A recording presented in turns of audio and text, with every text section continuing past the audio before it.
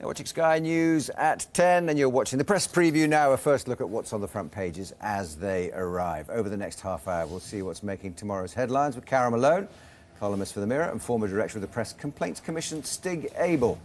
But first, you're watching Sky News, of course, and these are our top stories tonight. Military forces across the Korean Peninsula are on high alert with the possibility that the government in Pyongyang could fire another missile within hours. It's also been announced that Baroness Thatcher's funeral will be held at St Paul's Cathedral next Wednesday. The Queen and Prince Philip are due to attend.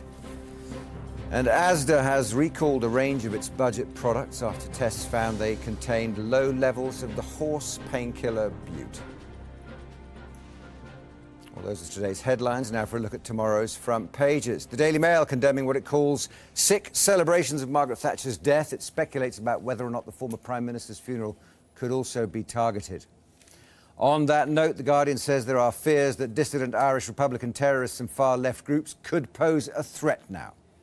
The Star says that security for the funeral will cost £10 million. And The Mirror has that same figure and asks, why is Britain's most divisive Prime Minister getting a ceremonial funeral fit for a Queen?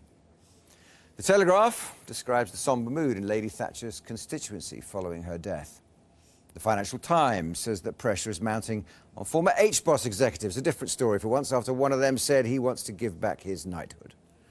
The Express, back with the issue of Margaret Thatcher again, says the fact the Queen will attend Margaret Thatcher's funeral is the ultimate tribute.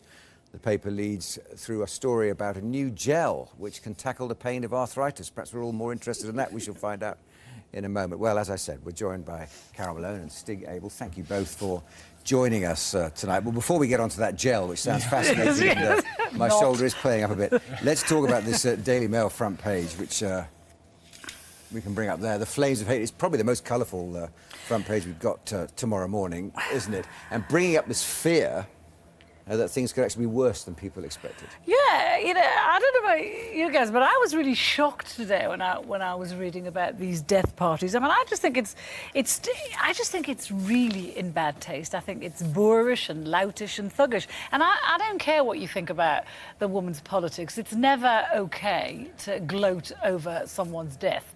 And the Mail, and what they're saying as a result of this, they're thinking there could be riots at the funeral next Wednesday, which I have no doubt there will be. You think so? 'Cause I mean, there's a danger you can overstate this. I mean, the Mail the last couple of weeks, they're sort of fulminating against the left. It happened with the Philpott case, and this gives them another excuse to do that. I mean, look at the guys in this picture. Probably weren't doing anything at all when Thatcher was in power.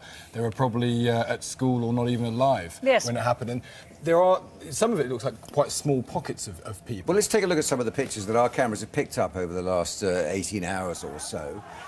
You know, various places. There's been Scotland, of course, Bristol. This is Brixton, I think, as well, central London. And, of course, some of the papers, including the Mail, are accusing these of being coordinated. Yeah. Whereas, you know, don't we think they're spontaneous? What do we... Well, I don't know if they're spontaneous or not, but I think they're certainly being whipped up currently by certain sections of the media. They're going to get worse. But, you know,